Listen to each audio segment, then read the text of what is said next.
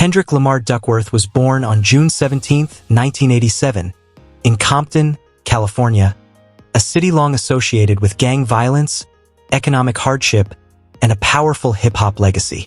He was the only child of Kenny Duckworth and Paula Oliver, who had moved from Chicago to escape the dangerous influence of the Gangster Disciples.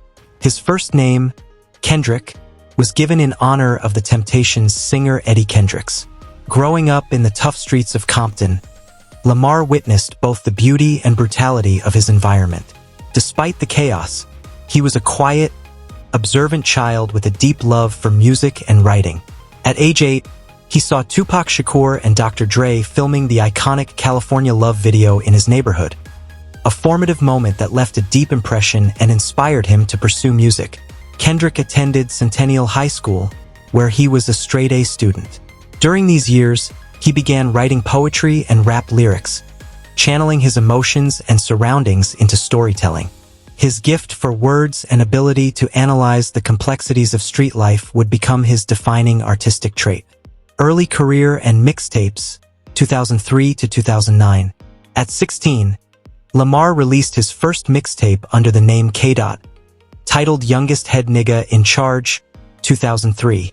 The mixtape gained local buzz and led to a contract with Top Dog Entertainment, TDE, an independent label in Carson, California. He released more projects in the years that followed, including Training Day, 2005, and C4, 2009. The latter being a tribute to Lil Wayne's The Carter 3.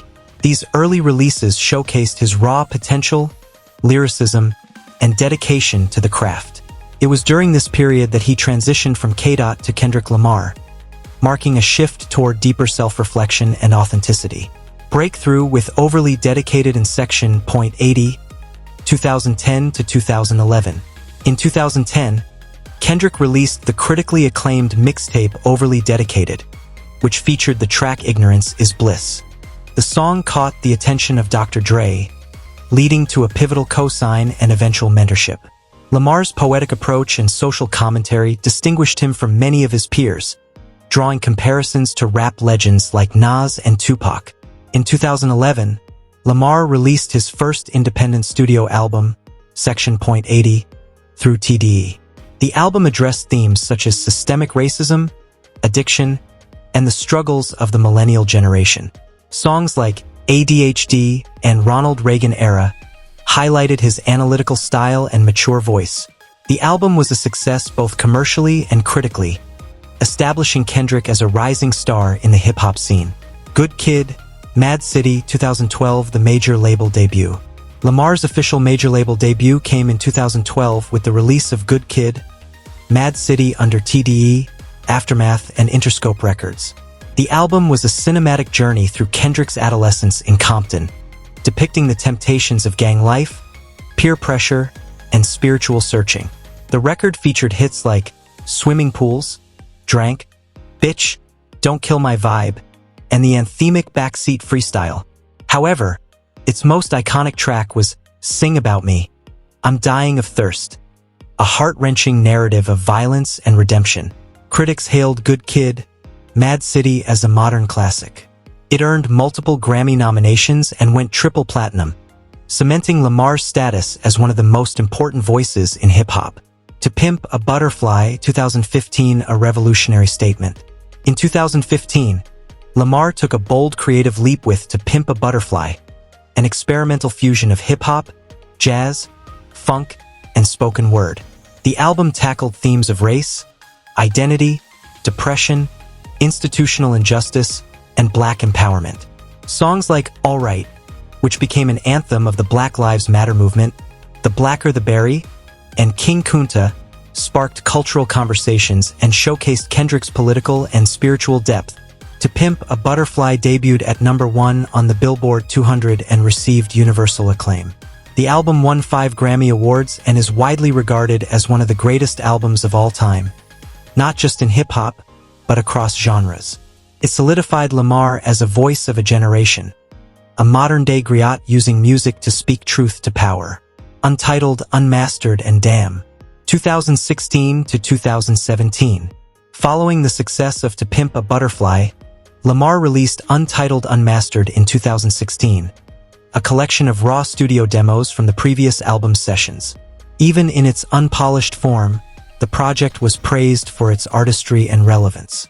In April 2017, Kendrick released Damn, a more accessible but still thematically rich album that explored fate, morality, loyalty, and personal struggle.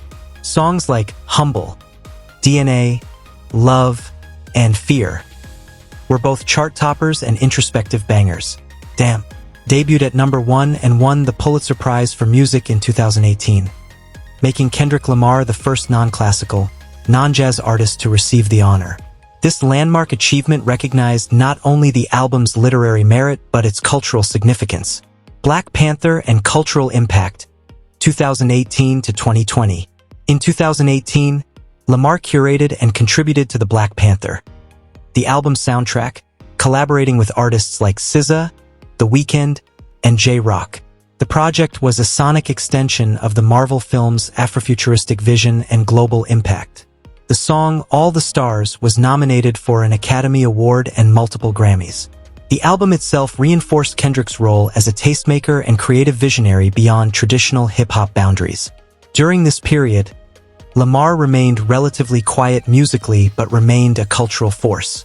His influence could be seen in fashion, politics, and social movements.